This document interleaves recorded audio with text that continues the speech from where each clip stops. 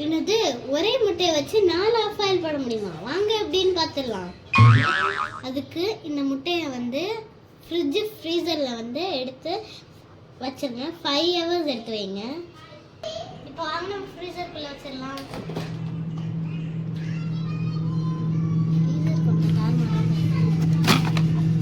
இப்போ ஃப்ரீசரில் வச்சிடலாம். 5 hours ஆகட்டும். அதுக்கப்புறமா இப்போ வாங்க 5 hours ஆயிடுச்சு. இப்போ முட்டை எடுத்துடலாம். ஸோ இப்போ வாங்க நம்ம இந்த எக்கை வந்து உரிச்சு எடுத்துடலாம். அமேசிங்! கிராக் விழுந்துருச்சு லைட்டாக, இருந்தாலும் பரவாயில்ல. ஸோ இப்போ இப்படியே உரிச்சாச்சு, சூப்பராக வந்திருக்கு. இப்போ வாங்க நம்ம வந்து கட் பண்ணிடலாம்.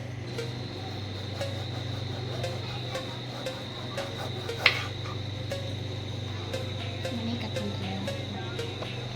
நம்ம எடுத்துகிட்டு தான் இருக்க வீடியோ.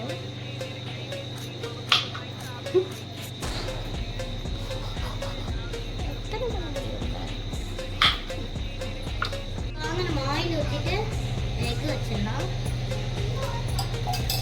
வாங்க நம்ம எக் வச்சு வாங்க இது வச்சிடலாம்.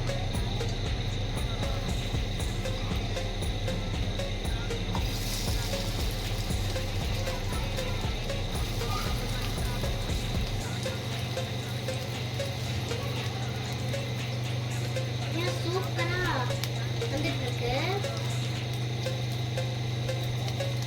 நிறைய சொதப்பல் வீடியோ இருக்கு, அதெல்லாம் தாண்டி இது கரெக்டா வந்திருக்கு. எங்கே சொதப்பல் பண்ணாம வந்துடுறா.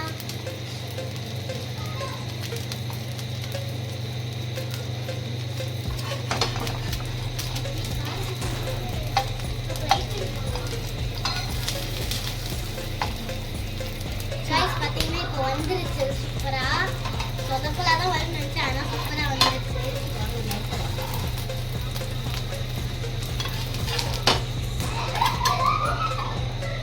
நல்லா மலை சாரல் மாதிரி பெப்பரா தூவி விட்டாச்சு. இப்போ வாங்க நம்ம சால்ட் போடலாம். கொஞ்சமா போடுங்க. அவ்வளோதான். கூடவே குட்டி 2 முட்டை வச்ச காடை முட்டை க்யூட்டாக இருக்குது. எனக்கு ரொம்ப பிடிக்கும் காடை முட்டை. சொன்னாங்க அதேமாதிரி ஃப்ரீசரில் வச்சு எடுத்து வச்சேன். சூப்பராக இருக்குது. இந்த மாதிரி அவங்க வீட்டில் குட்டி பசங்க இருந்தாங்கன்னா கண்டிப்பாக பண்ணிக்கூட இன்ட்ரெஸ்டிங்காக சாப்பிடுவாங்க. இந்த மாதிரி மோர் வீடியோஸ் வேணும்னா மறக்காம என் சேனலை சப்ஸ்கிரைப் பண்ணுங்கள். பெல் பட்டனை கிளிக் பண்ணிடுங்க. பாய் காய் சரங்க. பாய் காய் சரங்கி.